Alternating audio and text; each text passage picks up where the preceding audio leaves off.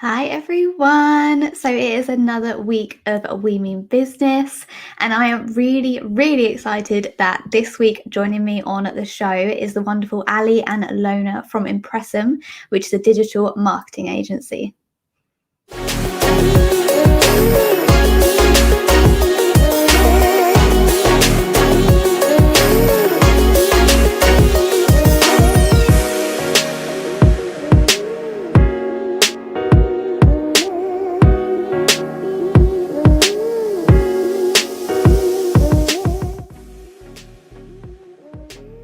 Hi.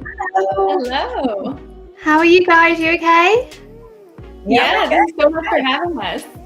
Yeah, my pleasure. I'm so excited. I think it's going to be a great chat. So, for anyone who doesn't know, Ali and Lona are the founders of Impresm Digital Marketing Agency for financial planners, and they are based in Zurich in Switzerland. So, to start things off, Ali, let's start with you. Can you tell us, guys, what you offer to financial planners? Yeah, absolutely. So as you mentioned, we're a digital marketing agency, but we started just with agency work, so with projects, and now we're moving more in the direction of digital products to make it more accessible and more flexible for financial planners who want to kind of go at their own pace. So we have a bunch of different courses that teach about digital marketing and setting the right foundations and just how to take advantage of the online space as a financial planner, because there are so many opportunities. So that's really what we're focused on. Yeah, amazing. So true. With there's so much further to go and there's so much to learn. It's exciting. So, okay, Lona, can you tell us why you do what you do? So we always like to ask this question. It's kind of like a little bit of a spin on it, just to tell us a bit more about why you do it. Yeah, absolutely. So as Ali mentioned, before when we first started, we were really doing like agency work, and we were helping. We were, taking on social media management and all of that ourselves and doing it for our clients. And what we realized is that a lot of smaller companies weren't able, like it wasn't accessible to a lot of smaller companies or, individual self-employed people, because hiring an agency can be quite a big barrier to entry, right? And then what happens is that the bigger companies, they can hire the agency, and then they have all the marketing, and then they get all the clients, and the little guy or the like independent people or smaller companies aren't able to keep up. And there were a lot of people who were actually reaching out to us asking for help and advice, and we realized that we could have so much more of an impact helping individual people or self-employed people if we just kind of teach people how to do it themselves. Because what we're doing isn't rocket science, but there is like an element of strategy to it, and some like that isn't obvious to everybody, especially if you're not from the marketing world, right? So we do what we do because we really want to empower people to take control of their own business, and also to not need to rely on an agency, and not, even if you did at some point hire an agency, to really understand for yourself what is going on, what needs to be done, and what's required so that it's actually successful. Yeah, amazing. It's so true. And I know from working in the industry, I've seen quotes in the past, it's like crazy money. It's like, how am I ever going to do that? And then, like you said, then how am I going to get clients? And then how am I going to do this? So it's amazing. I love that. So I'm really interested in how you guys found Impresm.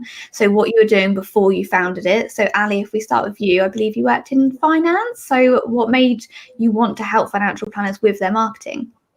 Yeah, that's a great question. So as you mentioned, I worked in wealth management. So I started my career in financial services, and I realized what a big kind of, there wasn't so much digital marketing in financial services. So I was really astounded that there weren't great websites, and that, companies didn't have LinkedIn pages, and that not much was happening on the online world in financial services.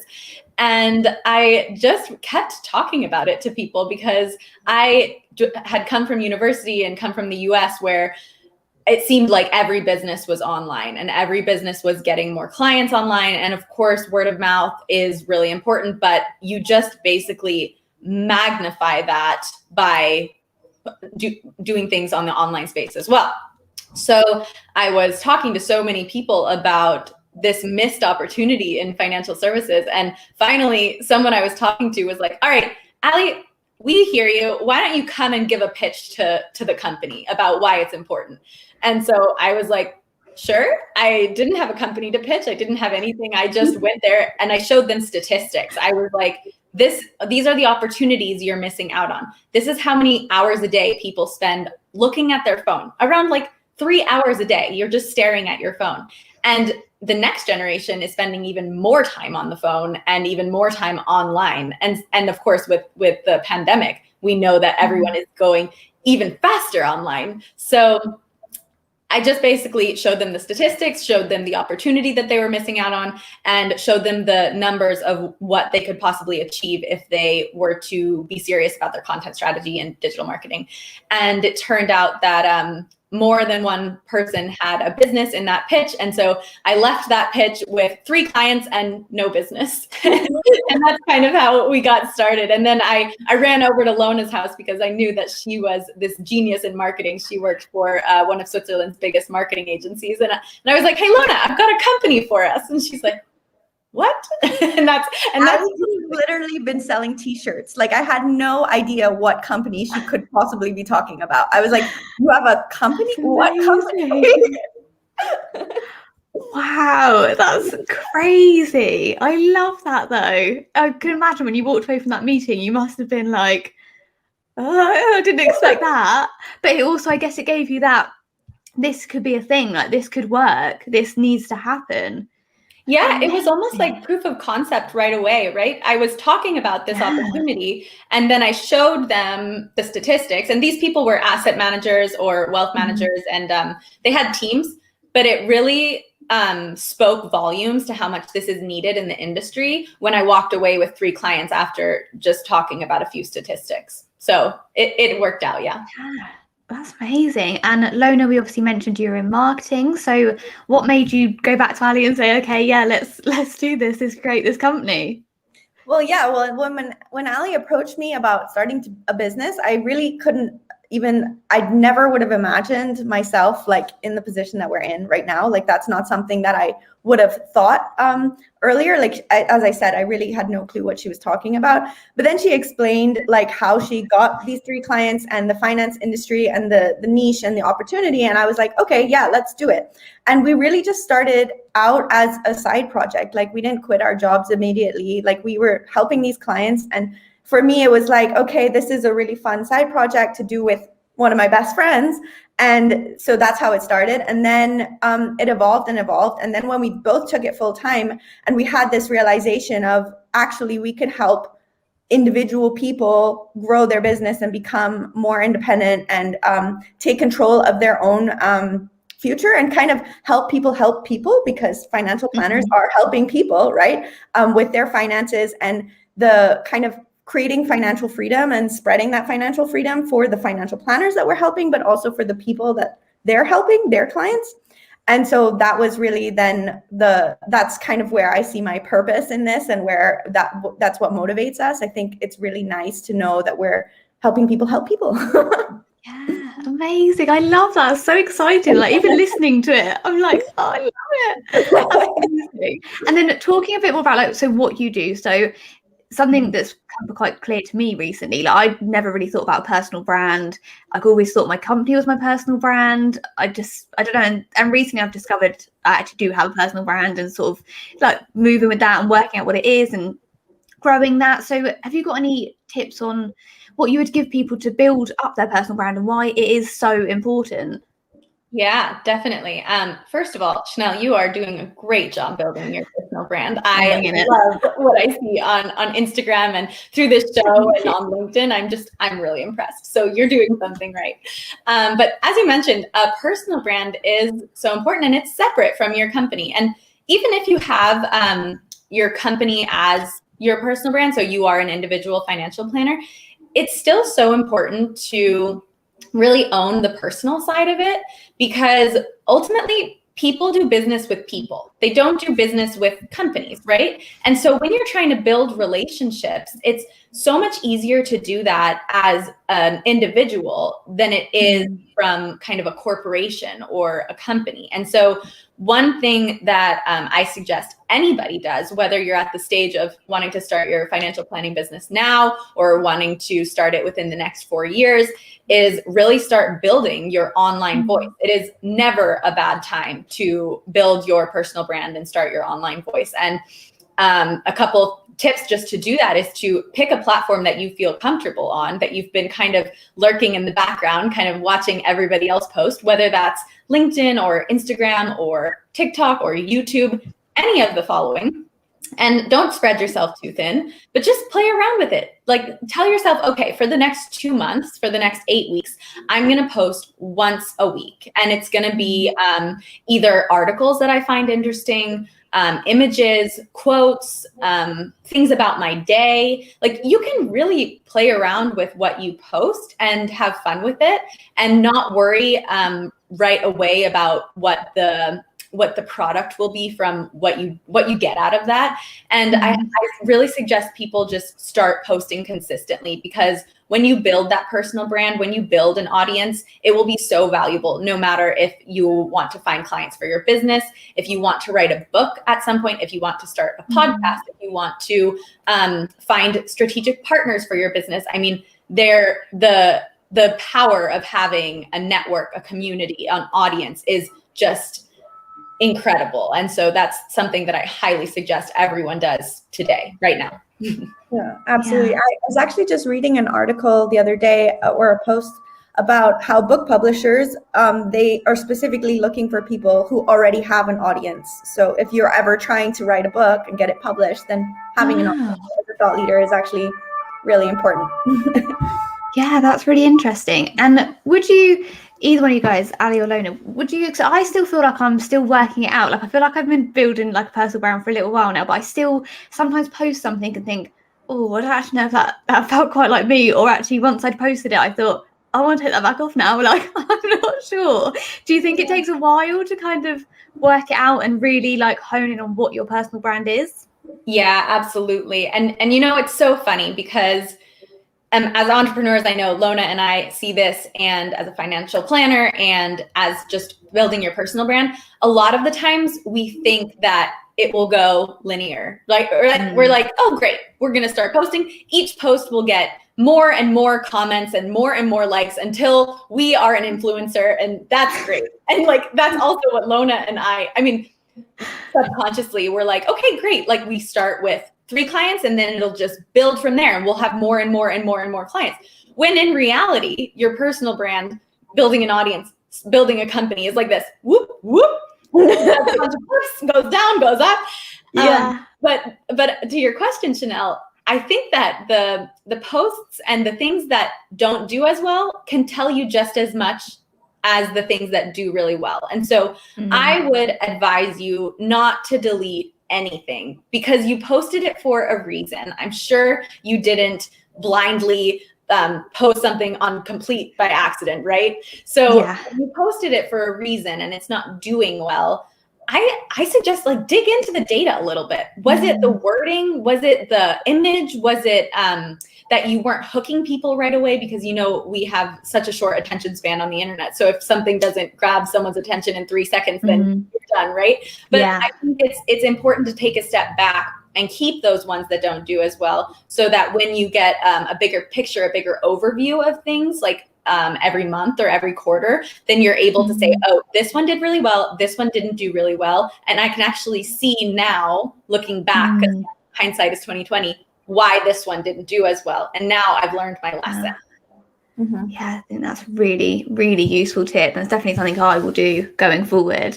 And a question I would quite like both of your perspectives of is, you obviously have quite a unique look into the financial planning industry. Obviously, you're not practicing financial planners, but obviously you speak to loads of them and you work with them all the time. So, and you've probably seen change already, and obviously everything you're doing is quite new to the industry. What do you sort of see going forward? How do you think the profession will change? Lona, do you want to take this one? Yeah, sure.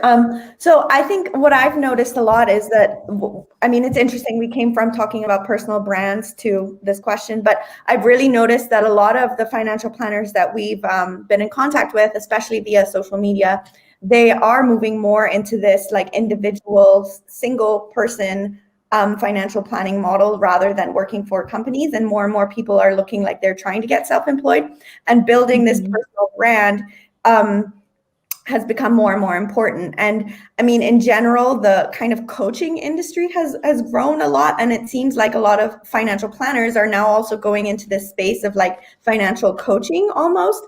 And where that's that like personal brand element really comes in to play a whole lot.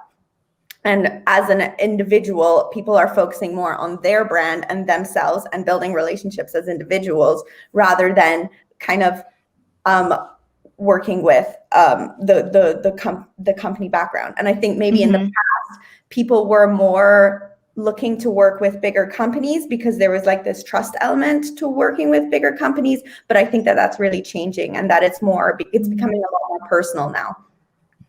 Yeah, that's really interesting. And I do think that's definitely true, because it's exactly what we said, people buy people. And I think when that person is their brand, is their company, everything is them, and you buy them, you buy everything that comes with them.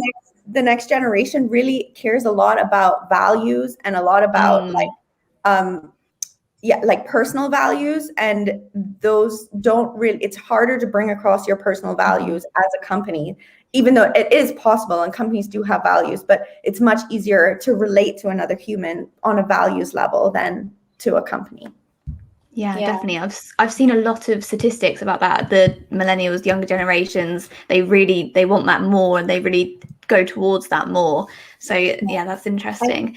I think if I could just add one thing to that answer, I completely agree with everything that Lona mentioned, but also just from speaking more about the next generation of investors and more women who are investing and coming into the industry. I think not only is it going more maybe individualized and more towards values, but the conversations are changing and the whole industry is changing. And so I just read that women's wealth will amount to $93 trillion by 2023. So women are controlling more and more of the wealth.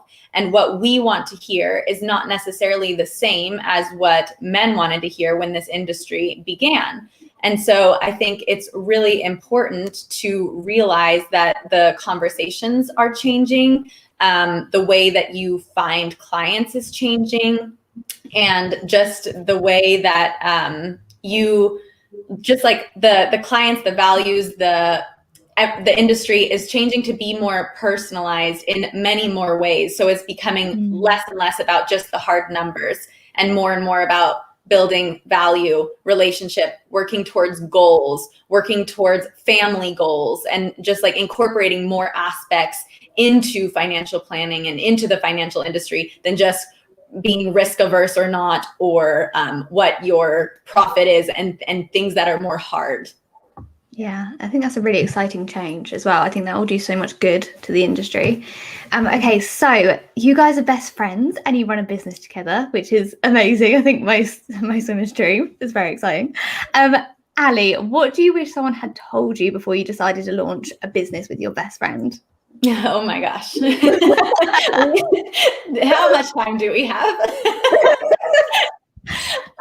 No, I mean, it's been amazing. And I think that Lona and I are such different people. And the thing that I wish someone told me before starting a business with a friend is how important it is to listen and to focus on communication in a way that, like, my communication style is completely different to Lona's communication style. And I think it's not something that we were expecting would be one of the biggest challenges in the business. Obviously, we're worried about getting new clients and growing the business and stuff like that. But I think the most important thing that I would tell anybody who wants to start a business with a co-founder, or especially a friend, is to actively work on the communication and hearing each other and listening to each other's ideas, because 100% you guys will have different ideas of how to grow the business. Like, nobody thinks the exact same. And just like acknowledging the other person's ideas and really being open to figuring it out together on an even playing field is the key, at least to Lona and I's relationship. Yeah, no, I think that's great advice for anyone. And on a similar note, Lona, how do you find quitting your job and launching your own business? Because I think for anyone who sort of thought that idea is scary, it's a big step. So how did you find that? Yeah, so I think Ali quit her job before I did, but she was maybe a little bit more unhappy in her job before then. So that's why she quit earlier, but it was still obviously super scary. And then when she did it, I was like celebrating her. I was so proud of her. I was so happy. And then it came to my turn and I was like, but it was kind of a thing that once Ali had already taken that leap, that I knew that I would as well soon. And it happened much faster than I would have expected, because the plan was that we would get to this certain level and then we would, from there, and they would all be very calculated.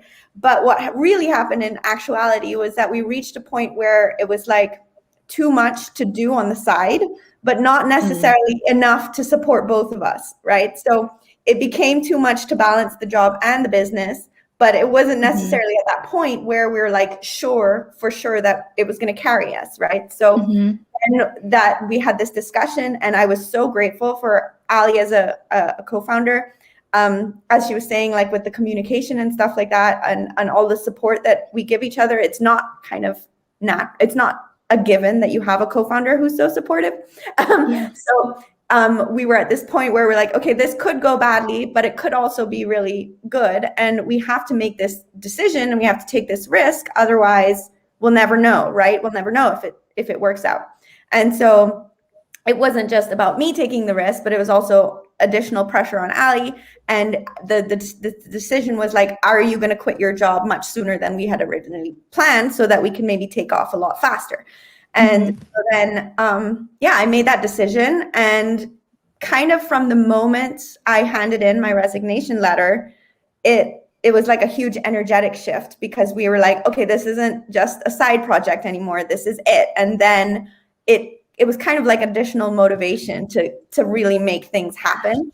And I think we both put our heads down and because we were in this together, we were like, not just going to let ourselves down if we didn't make it work. We were letting the other person down. So it was really good to have someone that was like holding me accountable, and we were holding each other accountable. But it was definitely absolutely terrifying. On the other hand, I think that we both had like a plan in place for like worst case scenario, best case scenario. And I think that that's kind of the key, is like making a list of all the things that could happen in the worst case scenario. And then also a list of like all the things that could happen in the best case scenario.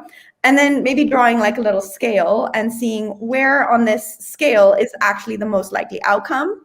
And if it's more likely to be on the worst case scenario, then maybe it's not time yet. If it's more likely to be on the best case scenario, then go for it. But also have a plan in place for all of these worst case scenario things, so that you can go into it with a little bit more peace of mind.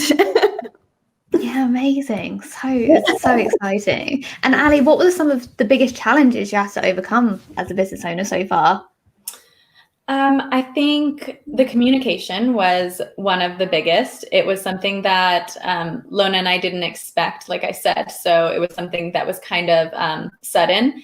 But I think the other thing that's complicated about having your own business is, if it doesn't go well, you have no one to blame but yourself. It's just like, okay. But also if it goes well, then you're like so proud of yourself. And I think some of the biggest challenges was, this is not surprising for an entrepreneur, but having to learn the parts of the business that you don't necessarily love to do, like selling, right? We're great marketers. We could write content, create content all day long, start great conversations.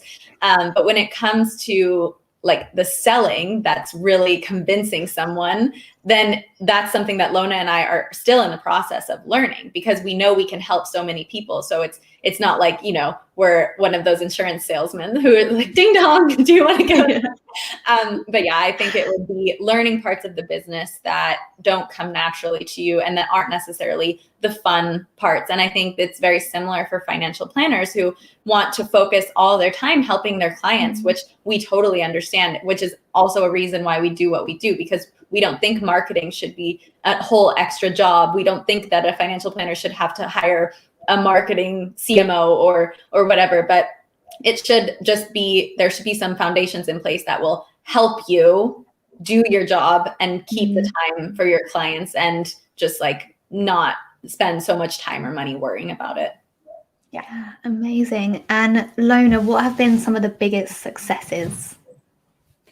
I think that definitely in terms of, I feel like there's hard successes and then there's like the more soft, like, you know, and I think that one of the things I'm most proud about in the last couple of months is that Ali and I, we kind of hit this road bump where we were having like really tough time communicating because when we started the business, our head was so focused on just business that we stopped like talking as friends and nurturing our relationship.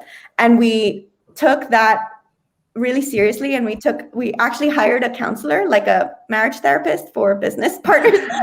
Amazing. And like through that process, we've really strengthened our relationship, and I think we could almost say that we're stronger and better off as friends and as business partners than before. And so that's something like a soft success that I'm really proud of, because I don't think that all business partners would go through that process, or all people would. And then in terms of like hard successes, I think that launching our course was definitely a big one, because that's what's going to help us empower people to grow their businesses and help people, and also just creating this whole foundation, whole new element of our business that we weren't actually planning to do when we started the business. So we were really gonna go in this whole agency direction, and now we've launched this course and we're gonna be able to help so many more people. So that's definitely one of the big ones. Yeah, amazing. I love that you hired a counselor. I think that's amazing. Like, I think like that must have just been such a benefit. And like you said, I don't think a lot of people would do it, but like I bet it was so beneficial. And sometimes you just need that person to sit there and say, okay, no, you need to shut it. Like, yeah. And whereas she's got a point, I think it must have been so beneficial. Yeah, and I think it's also important that we talk about it, because I've never heard of this being done before, and I think it's helped us so much more than we could have ever thought, because like we didn't expect it to actually have as much of an impact as it did. And I think that it's something that people should talk more about, because I think it could really help business partners in the future. 100%. Yeah, that's amazing. I love that we've covered that, because it's just not talked about. So that's amazing. So Ali, you obviously speak to a lot of financial planners, and everyone sort of knows it is a male-dominated industry. There's not a load of females, and we've said it before, like men have been my biggest allies. They've been my biggest support, but I would love to see more women in the industry, because I think it's a great career for us. I think I really enjoy it and I love it. So do you think there's anything that could be done to encourage women into the industry? Is there anything sort of you would like to share? Yeah, absolutely. That was a big thing. It was a wake-up call for me when I was working in wealth management, that I didn't see so many women around. I think I heard of it always, but then being in the industry is a totally different feeling, right? And seeing yourself surrounded by so many men, whether or not they're really big supporters or not, it's just kind of like, okay, where are the women, right? Yeah. So I think that there's a lot that can be done and a lot that needs to be done on both sides. We need to be educating women and getting more women interested in putting their money with a financial planner, investing, really getting excited about taking control of their wealth, really getting excited about growing wealth. And that comes with changing the communication and the conversations we're having in the industry. And I think that will in turn help more women want to become financial advisors, because if you just start having those conversations with women at a young age, then it's not as much of a kind of, it's easier to get them into the industry. And I think on the flip side, it's kind of a circle. It would help more women invest if we saw more female financial advisors or financial planners, because it's a lot easier kind of to work with someone that you feel like related, or that is relatable to you, right? Yeah. And so I think we need to be having those conversations with women, with girls at a young age, we need to be talking to all of our friends about their finances. We need to take away the stigma of talking about finances, like even salaries and what you're invested in and stuff like that. I think 100%. it's a really, it's not doing us any favors to hide how much we're making, to hide how much we're investing, or to not talk about our stocks or our financial plans or how much we're saving for the future. So I think transparency, conversations, talking to people, especially as women, just asking our friends what is going on and really making sure that there's a comfortable space for that in our relationship. So I think it comes a lot with talking, educating, and I do think things are changing for the better. I think we're definitely looking towards a more equal industry and having more women investing. Yeah, I couldn't agree more. I think we will see a change, and I think everyone sort of wants to do a bit more of all these things we're talking about. And as soon as it starts happening more, it will, like you said, everything will just run with it. The women will become more involved, more conversations will be had, more women will get financial advice, more women will be financial planners. So yeah, that's really exciting. Yeah. So we are coming to an end now, but I would like to ask you for a book or podcast recommendation that our audience will find inspiring. So I don't know if you have one each, or you want to do one between you, whatever you guys want to give us. Lona, do you want to go first? No, you go ahead. Okay, well, I think it has great book recommendations. So I will steal Dan's book recommendation from the other day when we were giving content advice to financial planners. Building a story brand that will help you with your company, with your website, with your content, with blogging, with podcasts, anything. Building a story brand, I think 100%. And for investors and just for women looking to take control of their finances, I think listening to podcasts and just like looking for books specifically on money and taking control of that will help. So I really encourage everyone to start reading more about that. Yeah, definitely. The more you know, the more you feel comfortable talking about it, I think. Amazing. Well, thank you so much, guys. I really, really enjoyed it. It was brilliant. You guys brought so much amazing stuff. So thank you. Thank you so much for having us. Yeah, thanks for having us. My pleasure, honestly. So that's all we have time for today, guys. But I've really enjoyed speaking to Ali and Lona. They were absolutely amazing. And of course, thank you guys in our audience for watching. On next week's show, of course, we will have another amazing, inspiring woman from the world of finance. And if you'd like to keep informed about upcoming shows and get recordings of previous shows, plus much, much more, please do sign up to the mailing list. We will post it in